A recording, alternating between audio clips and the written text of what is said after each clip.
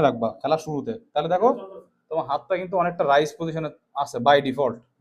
বুঝছো? তুমি যদি এখানে রাখো, তোমার হাত দেখো অলরেডি কতটা নিচে নেমে গেছে, এখান থেকে জাস্ট অপোনেন্ট মিলে দিলে হয়ে গেল।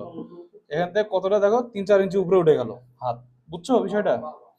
এই এখন ধরো ধরো ধরো ধরো ধরো ধরো ধরো ধরো ধরো ধরো ইয়েস, এই জায়গাটা হালকা গ্যাপ রাখার চেষ্টা করো।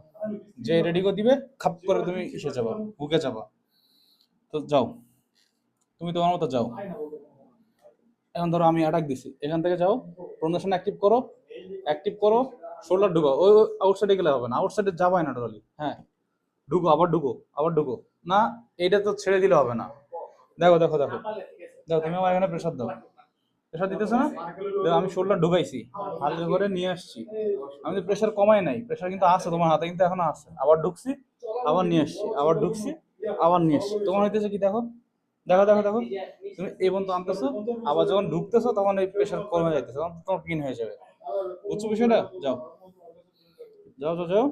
হ্যাঁ, এবার ওখান থেকে কি বলছিলাম, পুরোটা ম্যাসিভ একটা ড্রাগ দিয়ে, বডি ওয়েট দিয়ে, পার্শিয়াল প্রোনেশন অ্যাক্টিভ থাকবে, হুক থাকবে, কাপ থাকবে, এবং এই প্রোনেশনে অ্যাক্টিভ রাখবা, রেখে সোজা চলে যাও। যাও যাও। ইয়েস। আবার